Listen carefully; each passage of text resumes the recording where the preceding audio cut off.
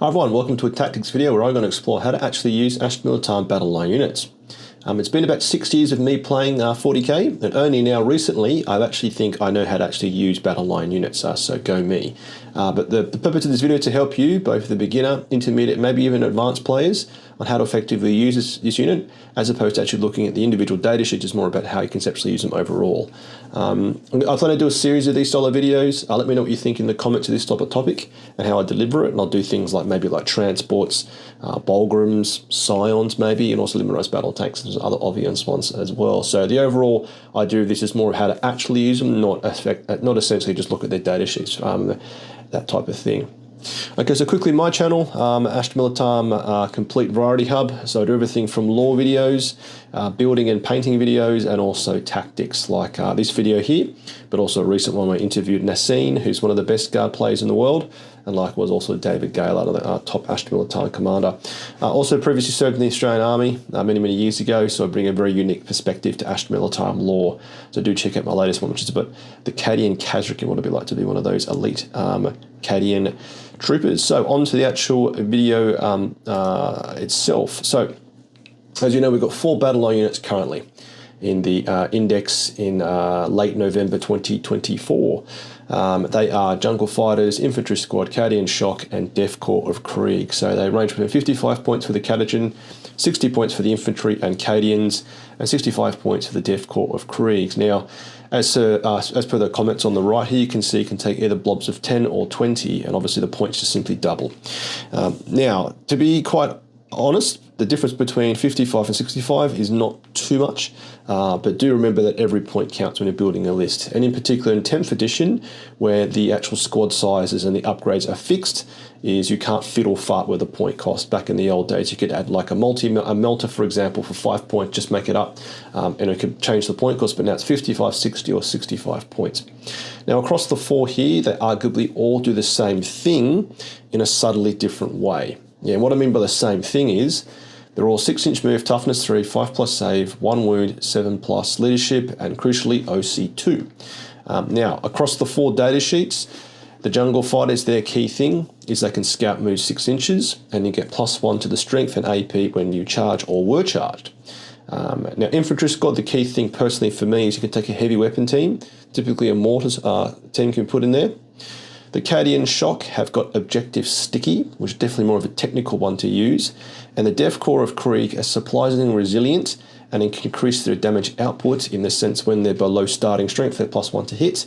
When they're below half strength, they're +1 to wound as well. It's becoming a bit more spicy. And they've got the med pack, so when they lose models in your command phase, you heal back D3 models. So sort of like Necrons, but a much more basic version. So there's the actual 4 options, and the key thing, as I said before, is they arguably all do the same thing, but with some subtle differences. Yeah. Now, special weapons wise, it is important to note the Jungle Fighters get 2 flamers, and that for me probably is quite a good combination because the flamers always hit as opposed to weapons sometimes missing. Infantry Squad, of course, can take a special weapon, heavy weapon team. Cadian Shock can take 2 heavy special weapons. They've got to be different. And the Def Corps of Krieg get access to 3 of them, plus the med pack as well. So a little bit more DACA coming in the Def Corps of Krieg. So just keep this in mind, 55 to 65 points, they all do the same thing roughly, with some sort of little bells and whistles around the side which do different things. Now let's get into what Battleline units won't do. Yeah, what they won't do for you. Let's be very clear is they won't do huge amounts of damage. Yeah, now the Def Corps of Krieg could do a bit of damage because, as I said, they get more shooty as they take casualties. But given, you've got maybe a melter and a plasma, they're not going to blow up tanks. Yeah, so let's just largely agree they won't do loads of damage. Now, they won't survive. Let's be very clear, they will not survive. If you put them out in the open, they'll disappear. Yeah, toughness 3, 5+ save means that against pretty much every single weapon in the game, except for las guns, your opponent's wounding on 3s, and given most units, most armies hit on probably 3s, majority, hitting on 3s, wounding on 3s, and you've got a 5-up save, maybe a 4-up save, so you're going to take mass casualties. Now, another thing to be very aware of is they won't hold objectives if not supported. Yeah, so we'll come on to actually some ways to do that. Now, again, going back to my early days in the game is I would just stick them on an objective, and wonder why they would just disappear. Now, what I mean by supporting can come in different ways, and we'll discuss it in a second.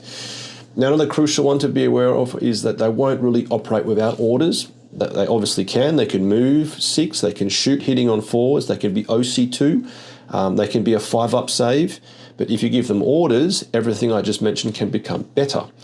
So with that, you need to be effectively managing your command squads, your Lord Solar, your Cadian Khazrakan, your Cadian Castellan, Asala Krieg, whichever officer you're using to boost them has to be within order range, and you've got to make sure you've got that both in the current turn and the next turn. Basically, you have to make sure they've got the range there. And again, they won't survive. Yeah, the Death Korps of Krieg can survive with the med pack, so if you leave the med pack alive by himself, he can heal back D3 mates. That is something there, but arguably they're not going to survive. Yeah. Now, of course, with this, there'll be some sort of exceptions to the rule. But of course, we'll survive. If you are taking 20 Death Korps of Krieg, that's a very different sort of assessment than 10, but obviously 20 cost you double, yeah? And likewise with the output. Yeah, if the Death Korps of Krieg, that's 6 special weapons. You know, suddenly it could do a bit of damage, but let's just agree overall it won't do much damage. Okay, next is then on to what they will do. So again, they will do damage into the right target. Yeah, so I just said they won't do much damage, but if you put him into non-monsters and vehicles, you've got lethal hits, you've got double flamer on the jungle fighters. Again, you've got special weapons. They may do some damage, but will they guarantee delete? You know, some custodian guardians? No, is the answer objectively. Now, what they can also do is throw grenades. Now, something I realised recently is Astra Militarum have excellent access to the grenade keyword, which means we can use the grenade stratagem. Now, and this is obvious when you say it, but I think Orcs don't have it, Tyranids don't have it, I don't think Tau even have it in most of their units.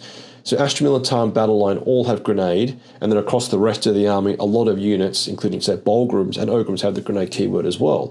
So that is something to definitely remember, because, you know, 6 potential mortal wounds is a much more reliable way to do damage than shooting las guns, for example. So don't forget that ever. And manage your CP accordingly to always be able to afford the grenade stratagem. Now, they will also out-OC your opponent on loads of little small bases. We'll get onto that when I go into TTS, tabletop, to sort of illustrate what I mean by that. But given the bases are so physically small, you can get more OC physically onto an objective than your opponent could. They will also screen a movement block your opponent. And we're going to come into some real-life examples as well. They also can tag units in combat. Now, everything can tag stuff in combat, yeah? You can tag anything in combat with anything in the game. But the key thing with this, and this is the overarching sort of benefit of this, is that they're just cheap throwaway units. And this will definitely come into a bit of a mindset change I had to take quite early on, which is I would hate losing all my models, all my 60 infantry I spent ages painting, but you need to be comfortable to basically play this game effectively in Astra Militarum to take casualties with your Battleline units, because they're dying for the Emperor. So we'll get onto some examples of tagging. They can cheaply do actions, so 10th edition now is a game where a lot of secondary objectives require to do an action, and likewise also some of the primary missions as well. And it's much better to be doing actions with 55 points than 150, 200, 255 points for example. And likewise, if that action requires you to put that unit in jeopardy of being destroyed, 55 points is much better than losing 155, 200 point unit, of course. And the very final one is they look fantastic. Yeah, no one can debate when you plonk down 60 miniatures across the tabletop, looking awesome when the game begins. They look fantastic. So I dare say, you know, if you want an army that looks cool, definitely go for Astra Militarum. Right, so with that all in mind, let's now get on to some real-world examples. And we're going to get a tabletop simulator. So here, I'm going to cover 5 points, being deploying to maximise actions, i.e. secondaries, maximising your screening, movement blocking, holding objectives, and tagging your opponent, and which scenarios to go through it. So I'm going to go to Tabletop Simulator now, and I'm going to click through quite a few examples. So hopefully it's not too confusing to basically start, and I will actually remove stuff as I go through. So the very first one I want to cover, let me go to my notes firstly, is deployment. So here we can see this is sweeping engagement, I believe it. I think it's sweeping engagement, whatever the Tetris map is. And this is the deployment zone. Yeah, so pay attention to this red line and this green line for my opponent's deployment zone. Now, what I've basically done is pay attention to these jungle fighters here, these jungle fighters here, and these jungle fighters here. Yeah, so this is assuming we haven't rolled the first turn. Now, the reason why I call this out is that basically here, the first one we should think about, and again, there's 18 cards in the deck when you pull the secondary cards, so there's a chance you may not even pull this, but you should always be thinking to give yourself the maximized opportunity. So containment, as you know, is you need to complete an action wholly within 9 inches of the tabletop edge, outside the deployment zone. Yeah, so here, you can see from this side, that's 9 inches, and here, this side, this is 9 inches. So what I've basically done is, and it ties into the overall game plan, which means it works, is that you've got some jungle fighters here, so they could basically all move 6 and basically be wholly within the 9 inches from the tabletop. And also these ones here, they could also move 6 inches and be wholly within this edge here to do containment. Because if you pull containment turn 1, that's up to 6 points, which is just a fantastic way to start the game. Yeah, also, the other one to think about is deploy locus, which is do something in the center of the tabletop, and also area denial. Yeah, area denial, you need to basically be within 3 inches of the center of the board and have no opponent's units within, I think it's 6 inches. And also locus is you either do an action in your opponent's deployment zone or you do it in the middle of the board, and it's not an action, it just goes off. So here, we've got some jungle fighters here who could basically move up, touch this objective, be within 3 for area denial, and also be within 3 to do deploy locus, yeah? And again, with these 3 examples, they're not sort of doing things that you probably wouldn't be doing anyway, yeah? Because here, these jungle fighters would scout move potentially to get onto this objective, and these jungle fighters are here to be basically to be turning off my opponent's scoring, because they can come out, sit on the objective, die for the Emperor, OC2, out OC pretty much everything in the game. And also these chaps here, so if you don't actually get area denial or deploy locus turn 1, they basically come up here, stay an inch off the wall, so they're not chargeable, and they're forming a screen for the rest of your all the rest of your units, yeah? So that's deployment, yeah, maximizing deployment for the chance to score quite highly in early secondary games, yeah? And again, these 3 places you could argue here, here, and here, given where these objectives are in this game, aren't sort of out of sync to where they would go, yeah? Cool. Next is then screening. Now, screening is not going to be unique to Astra Militarum. Let me just turn off something. So I'm going to hide containment, hide deployment. Now, screening is not new. It's not anything unique for Astra Militarum. But where it's going to be unique is just given that you've got a lot of bodies, and also they're quite cheap to throw, which we'll come into a second. So this example here, yeah, this is 10 Cadian Shock, basically screening out this corner of the battlefield. So before the game's begun, I've asked my opponent, what deep strike do you have? And they say 1, 2, 3. I then ask the crucial question, do you have any 3-inch deep strike? Yeah, because there are some units out there, including for us, Aquilons, that can 3-inch deep strike. Now, if your opponent can 3-inch deep strike, it's very hard to effectively screen. You almost have to accept you're going to get deep strike within 3 inches. But in this example, fictitious example, they don't have anything that can do that. So here, I've basically ensured that this corner of the tabletop is fully screened out. So I've got 1 Cadian Shock Troop here, measuring out to 9. And given you've got 10 bodies, you can get quite sort of, use some geometry, which I probably haven't done too well here, to basically maximize the screen. So I've got this corner screened out here, we've got this screening out all the way there, and then we've got the last 2 chaps over here screening out 9 all the way there. Yeah? So the home objective actually is fully safe from anything deep striking onto this objective. So again, screening isn't something unique for Astra Militarum, but given you've got loads of cheap bodies, you should never have issues with 9-inch deep strike as Astra Militarum commander in the sort of turns 1, 2, and 3. Yeah, turns 4 you may have less stuff and stuff into the board, but broadly speaking, Astra Militarum shouldn't have anything in their backfield deep strike within 9 inches. Now, if it's 3, quite different. Now, the other thing to think about with screening, and this is just for deep strike, will also be rapid ingress. Yeah, so rapid ingress, if you don't know, is basically your opponent can deep strike or reinforce a unit at the end of your movement phase, yeah? Now, it's crucial with the wording end of your movement phase. So you've made all your moves, and then they decide to do something in reaction to that. Now, if your opponent has got loads of stuff in deep strike, and they're a good opponent, they'll definitely use rapid ingress, because the power of rapid ingress is that if you deep strike in your turn, the unit comes down outside of 9 inches, or outside of 3, and if they're outside of 9, they then have to they can shoot and then charge. Yeah, there's a 9-inch charge is basically, the odds aren't great. But if you rapid ingress in your opponent's movement phase, that unit can then move in your turn and then go about the rest of the game. So actually it's like giving you extra movement. So it can be a very powerful thing to use. Now, the reason why I say it for Battleline is given they're so cheap, again, let's just pretend this game is, there's models everywhere, but imagine if these jungle fighters are actually here, yeah? Just pretend these ones here. Now, if you know your opponent's got some pretty nasty units in deep strike and they're going to ingress differently, you may make the decision to basically punt these boys 9 inches with move, then advance them to get them 12 inches from this terrain piece and basically block out any rapid ingress from effectively occurring in here. You've pushed their movement out, yeah? Now, this is where the beauty of these cheap units comes into play, is that you can control the game. You can control what your opponent does. Of course, they're going to do things to you as well. But if you want to sort of lock down this objective, for example, you want to make sure that any nasty deep strike can't get within this objective. You basically bust these boys out. Sure, they're going to die next turn, but that means your opponent, imagine if you got here, just pretend you got a massive advance, 9 inches, they probably would struggle to get anything big, in inverted commas, to be deploying here, yeah? So the only reason I talk about Battleline units for screening out rapid ingress is simply because they're so cheap, yeah? So hopefully that makes sense. Of course, let's delete some stuff to make it less confusing. So delete them and delete them. Okay, checking my notes. Okay, next is then movement blocking.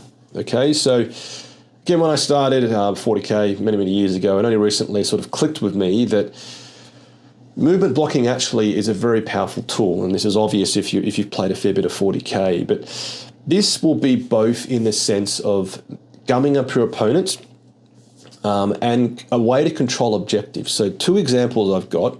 Now, ignore these, these boys are related, but basically I've got some jungle fighters here, and for the sake of the demonstration, we've got some assault intercessors with jump packs, which move 12 inches in this terrain piece here.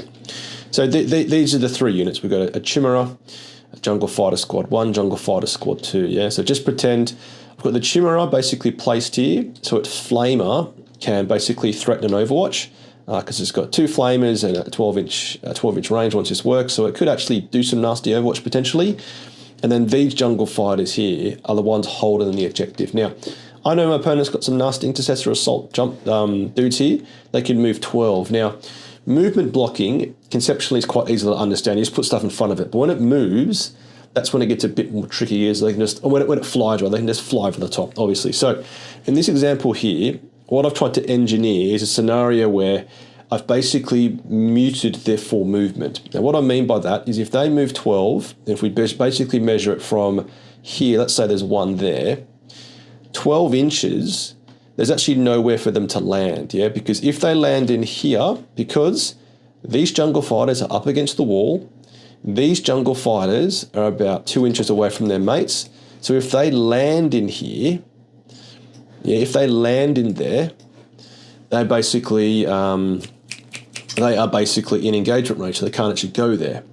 Now, likewise, and this is where it gets a bit more ambiguous, is that if they move 12 from here, they're basically stuck there, yeah, because they've got a bit outside. Now, they still can charge this way, but what I've cleverly done, if you get down here, is given these chaps are 1 inch off the wall, basically, because their base is so big, they can't actually fit in between them. So, this is not a perfect demonstration. I'm sort of noticing some glitches in my thinking already, but, how do you sort of make your opponent's movement a bit more muted? Because if they weren't here, your opponent simply would just basically move them 12, plonk them there, then they've got an unfailable charge, yeah?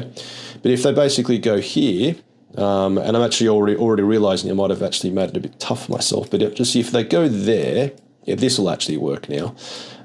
If they go there, they've then got to charge these boys. And sure, they might clear them out and kill them and basically be then touching my guys. But the crucial thing is, given this has occurred on your opponent's turn, and given you've got 3 bodies on the objective, which is OC6, and you can make it OC9, you're going to hold the objective in your turn. Yeah, because remember, 40k is a game that goes backwards and forwards. You know, that makes sense. You know, so if you've done this in your turn, they've then come out here. They've then murdered these boys in their turn. The next round comes round and they go in there and they basically, you know, they're kissing our jungle fighters. You fall them back. You burn them with a chimera. You send something else to shoot them and you take the objective back, yeah? So I think movement blocking from fly definitely is harder to master. But again, it's all about just thinking, how can I make my life harder for my opponent? Yeah, now again, this is nothing new for Astra Militarum, but given we've got jungle fighters at 55 points, this is a much better use at 55 points than doing something which costs 150 points. So again, you know, if we measure 12 from here, it basically puts them there, so it makes it a bit tougher. And it, you know, again, we're trying to protect these boys in here. Suddenly it goes from being a, you know, imagine if they were there, a 1-inch charge to now suddenly for your opponent, it's a, you know, okay, this isn't great, but it's a 6 or 7 inch charge. It's not guaranteed. And likewise, if they go this way, if they want to charge in there and they got to get all the way around, suddenly it's a 9 or an 8-inch charge. So it's not guaranteed, as opposed to just plonking here, charging in there, yeah? So that is movement blocking into flying units here. And do sort of experiment. The other simple way you could do with this is basically if you just grab all these boys, put them in 2 ranks and just go like that, you know, then your opponent's got to basically land somewhere else, yeah.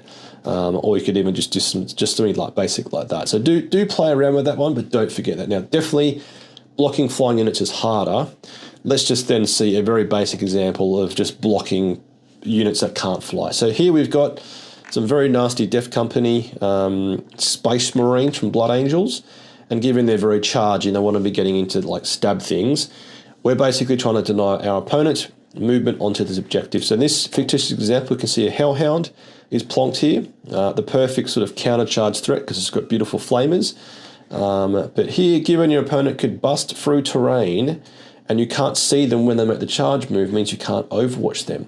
But instead, we're going to sacrifice 10 jungle fighters for the Emperor, and I formed a little nice wall of 10 models where basically, if they move out, they'll basically, in the movement phase, be an engagement range, which they can't actually do it. And also, if I do tighten up it in to be exactly 1 inch away from that unit, it's given their bases are too big. When they charge, they can't actually charge here because they can't actually fit physically. They instead have to basically charge this way, get there, and or go this way and get there. But it's much, much better than them basically just coming onto the objective like that, yeah? So, you know, again, think about this, you know, to play the game of 40k, and again, it's something I've learned only recently, is that you don't have to destroy your opponent's stuff to win the game. You can basically just stop them from scoring, which sounds obvious when you say it, but actually in practice, it's not easy to sort of conceptualize that example. So in this example, again, we don't want our opponent to get onto the objective. They've got a very melee-focused unit here with some nasty Death Company Blood Angels. We basically movement block them so they can't actually move into the objective. Yes, they can come out and butcher these boys, but then they're staring down the barrel of a chem cannon and a multi-melt and lots of other stuff. So, you know, it's not going to be good for them. Cool. Okay, now let's get on to holding objectives. Now, again, holding objectives with Astra Militarum for the newer player, including myself until recently, was conceptually very hard to think about. Now, Bolgrums, as you know, you probably should know by now, do that very well because they're 4+ invul save, toughness 6, 3 wounds, -1 damage is on the pain. So they will just tank like loads of damage. Now, they're more expensive now, 110 points, I think 110 points or maybe 120 points for 310, I think it is. They're not cheap anymore. So we need to go back to sort of using traditional guardsmen. Now, again, if you plonk 10 dudes here, you're not going to hold the objective. They're just going to die. They're going to get blasted by anything and everything, get chopped to pieces. So how do you actually go about it? So we just illustrated there with the movement blocking against these jump pack intercessors how to effectively hold it when using some friends, yeah? So maybe you don't have jungle fighters and you just got a Chimera on there, yeah?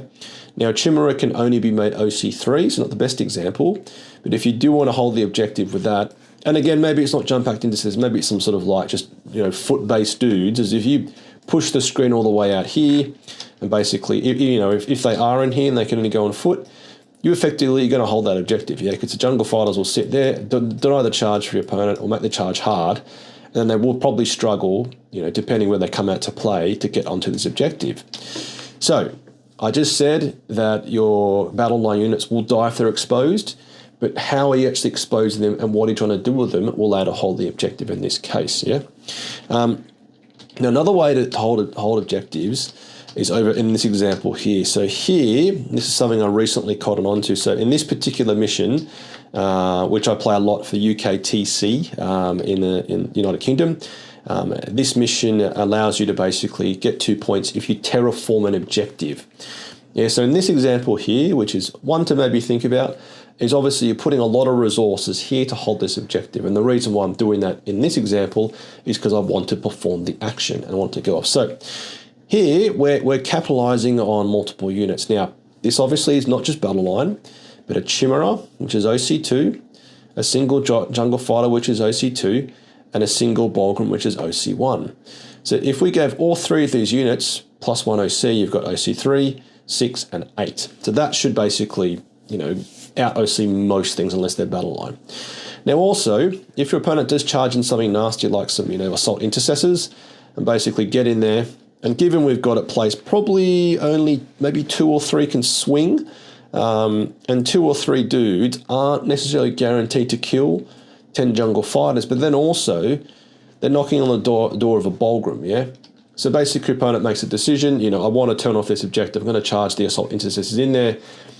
They may or may not kill the jungle fighters, they might probably kill let's agree 6, and then they're going to get slapped by a single Bulgrim, yeah? So are they willing to make that sacrifice for that unit?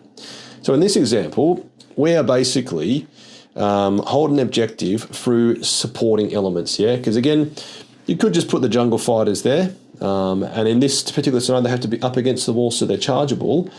But again, as I said in the PowerPoint sliders, you need to give them the adequate support to hold the objective and maximize their key ability or their key rule, which is OC2 becomes OC3 with Lord Solar's order, for example, is definitely very powerful.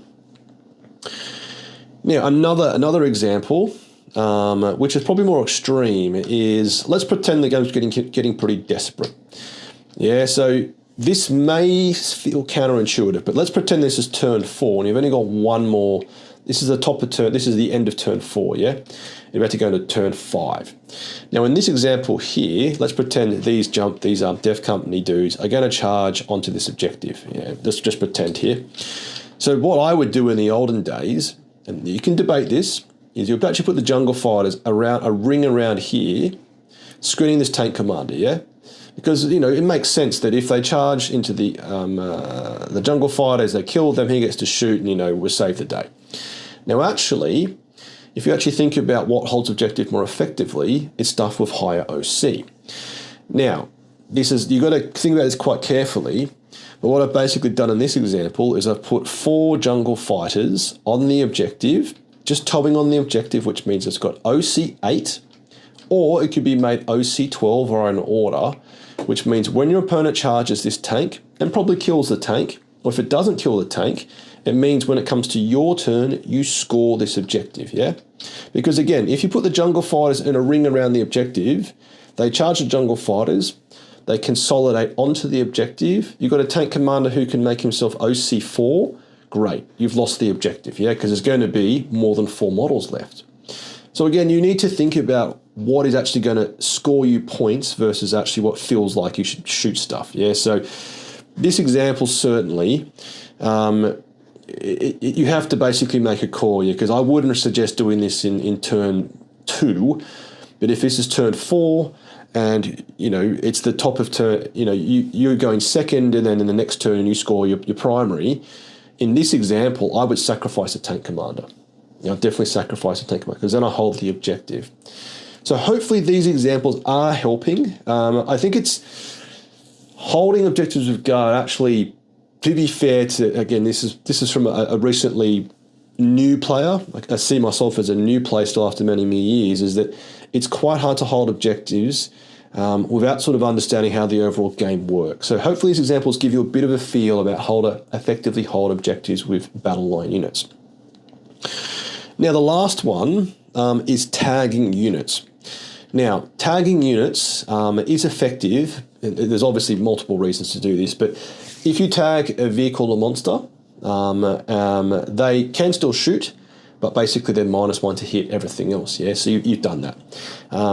Every single unit, unless they can fall back and shoot, also means that they basically have to take a choice if they actually want that unit to move back out of combat, for example, that they can no longer interact with that game. So they can't fall back and shoot, they can't fall back and charge, and given you may gum up an opponent, they have to basically move in a weird angle. Now, the reason why you would do this is, again, I'm just thinking a recent example actually. I played a game. Again, let's pretend I'm holding the objective with a Chimera, and okay, assault intercessors aren't a good example because they would murder you. But it actually was against my good friend James, who plays Drukhari, had the flying Drukhari bird things. I forget what their names are. The things with the Dark Lancers. And in combat, they're definitely not going to kill 10 jungle fighters. Now, at this point in the game, which I'm just sort of recounting, is I wanted to control where the Dark Lancers shot because they can pop tanks. So I made the decision to hold it with a Chimera, move forward some boys, and basically charge into the bird boys, which only killed 6 of the 10, which actually means they were trapped in combat. Now, they had to fall them back, which means they can't shoot. And crucially also, given the way I sort of positioned, they had to actually fall back. Well, I think it actually fell them back this way, but also it also means they can't perform actions. Yeah, so they no longer shoot, and they can no longer do actions as well. Now, some more extreme examples. Let's go over to here. Okay, so these are pretty scary examples. So if we got 5 assault intercessors, and potentially you want to sort of stop what they're going to do. You don't want them to score, you don't want to screen, example. And let's pretend with all the movement buffs, you could only get this Death Corps of Krieg chaps just off the objective. And you're like, right, I really need to stop this scoring. I'm going to go for a charge. Yeah. Now, would you charge 5 or would you charge 2? Now, the answer is obvious, but where you need to do some Mathammer is actually understand the number of attacks that the unit puts out, because 2 assault intercessors with chainsaws have got 8 attacks. Yeah, 8 attacks. And if you've got 10 models, that means they can't kill them because they've only got 8 attacks. Now, if they've got sustained hits, that type of thing, you need to know, yeah? So this is where you basically say to your opponent, how many attacks have they got? And they go, let's say they've got 1 each. You're like, all right, game on. Let's charge these boys in there. Let's turn off the objective and gum up this unit. Yeah, if they say they've got 20 attacks with sustained hits and lethal hits, you're like, not happening today. Yeah? Okay, so again, you need to ask your opponent how many attacks have they got. If they've got less than the number of models in the physical unit, that means you can basically charge onto that unit, gum them up for a turn, and in this example, turn off the objective. Now, the other obvious one will always be vehicles. Sure, they could overwatch, but again, if we're playing the mirror match and you've got a tank commander, an autocan Lehman Russ, it's only got 6 attacks in combat. It's not going to kill that many guys because hits on 4s, wounds on 2s at AP 0. If your opponent overwatches, are they actually going to kill 10 models? The answer is mathematically no. But of course, if your opponent has got double flamer on it, you're like, okay, would I charge Lehman Russ battle tank? No. But if they don't, this is a great example of basically charging in this unit into combat and basically gumming up the objective, taking off your opponent, controlling what this unit does. Yeah, because again, if you basically get a big charge and you wrap this tank, and tanks are probably the best example for this type of thing because they can only move in certain directions, is you've basically controlled where this unit goes. Yeah, so the only place this unit can go is backwards. Yeah, pretty obvious. Another one actually, as I think about it, is charging transport. So definitely 40k 10th edition is becoming an edition where transports are definitely very powerful. And the reason for that is basically they sort of provide overall protection for your chargy stuff. So again, if we get an actual mirror match example, which works for impulses from Space Marines with, say, Blade Guard Veteran or Stern Guard Veterans, I think they're called. Let's pretend this is an impulsor, and inside it has got some very nasty Blade Guard dudes who will chop to pieces literally anything they touch.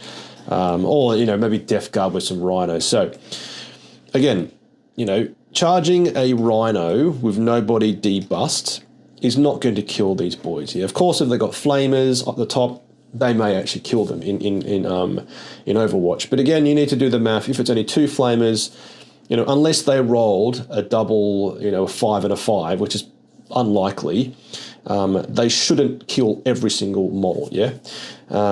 Now, let's assume they don't have Overwatch with flamers. Controlling what your unit does with the dudes inside is a very powerful mechanic here, because again, if you've got some very nasty models, like you don't want to get out to charge into you, you charge this Chimera or this Impulsor or this Land Raider, and if you wrap this model, you put unit bodies all around the model. Yeah, you're not going to wrap the entire thing because you've only got 10. That means the only place that the boys inside can debus is here. Yeah, so as opposed to debusting here, they move. When you debust, you get 3 inches of movement, and then you can bust your way out. You know, sure, they could debust here 3 inches and go that way, but you effectively turned off, let's agree, 5 inches of movement. Yeah, so don't forget to look out for those scenarios where, you know, your opponent's got a transport and it's staging in a place where basically it could threaten into the rest of the board, as you just simply gum them up with some Def Corps or Catachan or Cadian. Cool. So hopefully this TTS overview was helpful. Definitely are some examples which could help. And actually, I've just forgotten, is another example of holding objective. So let's go back to the last point, which is holding objective. So in this example here, we want to hold this objective with some jungle fighters, yeah? Now this objective here is horribly exposed because you've got shooting lanes there. You can get up here and get shot this way, and also you can get charged through here. So let's say we do want to hold that objective. We bust these boys forward. You know, they move their 6 and they advance, say, a 2, and they end up on 8. So you've got a lot of bodies on that objective. Yeah, now let's pretend your opponent is a melee-focused opponent. What you basically could do is pop out a tank commander here and a battle tank here. Now what this forces your opponent to decide is, if I commit anything to here, they're dead. Yeah, they're going to die. Now, if you don't do that, and you basically put a tank here, for example, and imagine if there are no tanks here, and they basically know they can basically come off scot-free, charge this unit, kill them, sat in the open, nothing's going to shoot them. But, you know, holding objectives is both by physically holding it, and if you want to deny it, using a threat of actually denying it. Yeah, so in this example, you put 2 tanks here looking quite nicely at this objective, and given, again, if your opponent has to charge you, if you put this unit right up here, they can basically, you know, actually, you know, only charge you and be sat there, yeah? But if you force them to come all the way out and they're sat here, they're pretty exposed, aren't they? Because then you can cut all types of nice firing lines basically here and also here as well. So that's the other one for holding objectives. Cool, so as I said, hopefully this has been helpful as you think about how to effectively use Battleline. And a lot of the tips and hints I've spoken about here aren't nothing different for all units in 40k. Now, of course, as I said, I think the key point here is they're cheap and cheerful. They've got tiny bases, they're OC2. So that's where they really become quite special. So let's go back to the PowerPoint presentation to finish off this little tutorial. So in summary, right, so the summary is 55 to 65 points is cheap for Battleline. I don't know loads of other armies too well, but it's actually probably the cheapest you can get. There might be some stuff which is similar. But given their 55 points, they can take orders, which makes them suddenly OC3, for example, is absolutely fantastic. Now, again, remember, they won't survive or do much damage, broadly speaking. Yeah, you're going to do some damage with Def Corps, maybe Jungle Fighters on the charge or kill something. But you won't survive and you won't do much damage. Now, again, if you're new, take casualties. It's okay. For me, I hated it for about 3 years. I was like, I hate losing all my guards. I actually put my tanks forward first and lose tanks. But taking casualties is what Battleline are for because it's so cheap. Now, always out OC your opponent. Yeah, now something I didn't touch on too much was the use of orders. And one stratagem you should stare at, because it does take a bit of big brain if you're a bit new to it, is the inspired command stratagem. So if, for example, we'll go back to sort of illustrate this, yeah. If, for example, let's pretend here your opponent has got some units here and they've got, say, let's just pretend OC 10, yeah? And for whatever reason, you could only get 4 models on here which are OC 2 each, yeah? Because you had to give them move, and given you can only be affected by one order, that means you could only get OC 8 on the objective. You're like, crap, I haven't turned off that objective. Now, in your opponent's command phase, you pay 1 CP, you issue the order, Duty and Honor, which suddenly turns into OC 12. Yeah, so it's almost like using that stratagem as a way to use the additional OC order out of sequence, where in some examples, maybe you couldn't get onto the objective to get enough bodies on there, because if you get 5, you can test the objective, turn off that scoring. But again, if you can only get 4, suddenly you need to give that order, yeah? So remember, out OC is what it's all about. And again, like this example here, you know, it's turn 4, and your scoring next turn is, you know, you want to hold the objective with battle line units at OC2 and let a tank commander die as opposed to the other way around. So always think about OC, and that's where really is what it's all about for Battleline. And as said, gum up your opponent. Really enjoy this. It definitely takes a bit of practice to learn when to gum up and when not to gum up. And gumming up will obviously be things like screening your backfield, screening rapid ingress, movement blocking. Fantastic thing. It's when you pull it off, it's a fantastic to see your opponent go like, and also, you know, tying up units with like bodies. Yeah. So as per that example, tying up tanks, monsters is fantastic. And again, you need to make the right judgment call. You know, if they've got, you know, 12 attacks hitting on 2, sustained hits, lethal hits, do not charge with 10 dudes. But if they've only got 6, that means maximum that can die is 6, and you've got 4 bodies left, just tying up that unit there. Cool. So hopefully helpful. Let me know what you think of this style of format. If you want to see me do other videos, I'm going to do like transports, tanks, scions, both the Aquilon flavor and the Tempestus scions. What do you think? Let me know. And if I've gotten a thing wrong, or if there's something I've missed which you think is key, tell me.